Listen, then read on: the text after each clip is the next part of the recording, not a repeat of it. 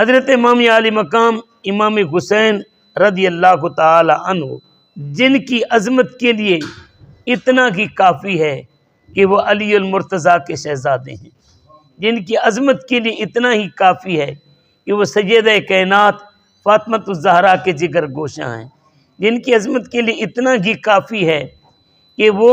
امام حسن رضی اللہ تعالی عنہ کے چھوٹے بھائی ہیں، جن کی عظمت کے لیے اتنا ہی کافی ہے کہ وہ خدیجۃ الکبریٰ کے نواسے ہیں، ان کی عظمت کے لیے اتنا ہی کافی ہے کہ نبی پاک صاحب لولاک صلی اللہ علیہ وآلہ وسلم نے انہیں اپنا بیٹا کہا ہے،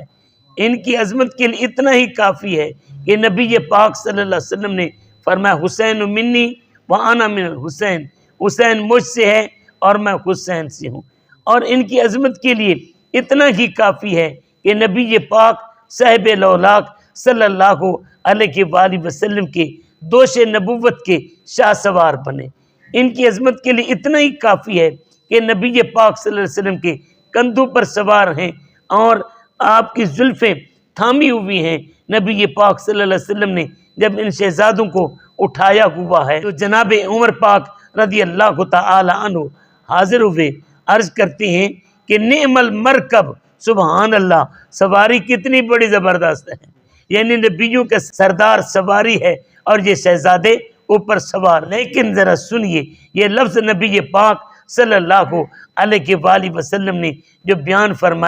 فرمائے کہ تم سواری کو دیکھتے ہو، سوار کو دیکھو نا، نعم الراکب، سوار کتنا بڑا عظیم ہے۔ ان کی عظمت کے لیے کیا یہ کم ہے کہ نبی پاک اپنی خود گھٹی دے کر ان کے بدن کے اندر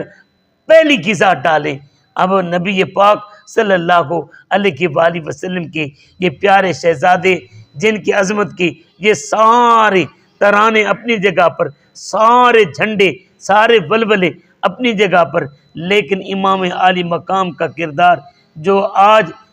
بھی زندہ ہے اور قیامت تک زندہ رہے گا، وہ اپنی مثال آپ۔ حضرات اسی وقار آج کل کے فتنے کے دور میں ہمیں حسینی کردار کی ضرورت ہے۔ اگر ہم غور سے دیکھیں نا، ہر بندہ